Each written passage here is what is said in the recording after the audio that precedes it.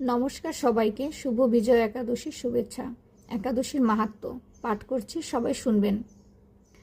স্কন্দ পুরাণে এই একাদশীর মাহাত্ম্য এইভাবে বর্ণিত রয়েছে। মহারাজ যুধিষ্ঠির শ্রীকৃষ্ণকে বললেন, হে বাসুদেব, ফাল্গুন মাসের কৃষ্ণপক্ষের একাদশীর মাহাত্ম্য অনুগ্রহ করে আমাকে বলুন। শ্রীকৃষ্ণ বললেন, হে যুধিষ্ঠির, এই একাদশী বিজয়া নামে পরিচিত। এই একাদশীর সম্পর্কে একসময় দেবশ্রী নারদ স্বয়ং প্রভু ব্রহ্মাকে জিজ্ঞাসা করেছিলেন। তিনি এই প্রসঙ্গে যা বলেছিলেন তা আমি এখন তোমাকে বলছি। এই পবিত্র পাপ বিনাশকারী ব্রত মানুষকে জয় দান করে বলে বিজয় নামে প্রসিদ্ধ।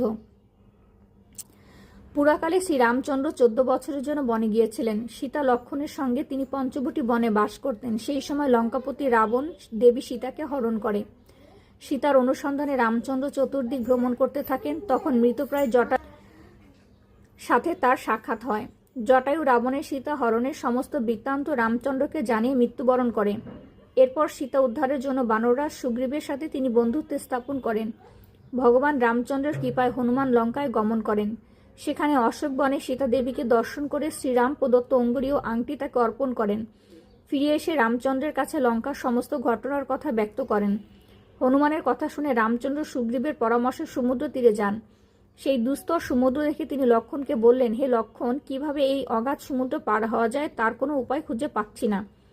উত্তরে লক্ষ্মণ বলেন, হে পুরুষোত্তম, সর্বজ্ঞাতা আদিদেব, আপনাকে কি উপদেশ দেব? তবে বক দালভ্য নামে এক মুনি এই দ্বীপে বাস করেন। এখান থেকে 4 মাইল দূরে তার আশ্রম। হে রাঘব, আপনি সেই প্রাচীন ঋষিশ্রেষ্ঠকে এর উপায় জিজ্ঞাসা করুন। লক্ষ্মণকে মনোরম কথা শুনে তার সেই মহামুনির আশ্রম উপনীত হলেন। ভগবান রামচন্দ্র ভক্তরা সেই মুনিকে প্রণাম করলেন। মুনিবর রামচন্দ্রকে পুরাণ পুরুষ বলে জানতে পারলেন।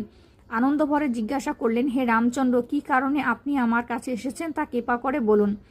শ্রী রামচন্দ্র বললেন, হে মুনিবর, আপনার কৃপায় সৈন্যসহ আমি এই সমুদ্র তীরে উপস্থিত হয়েছি। রাক্ষস রাজা লঙ্কা বিজয় করাই আমাদের প্রধান উদ্দেশ্য।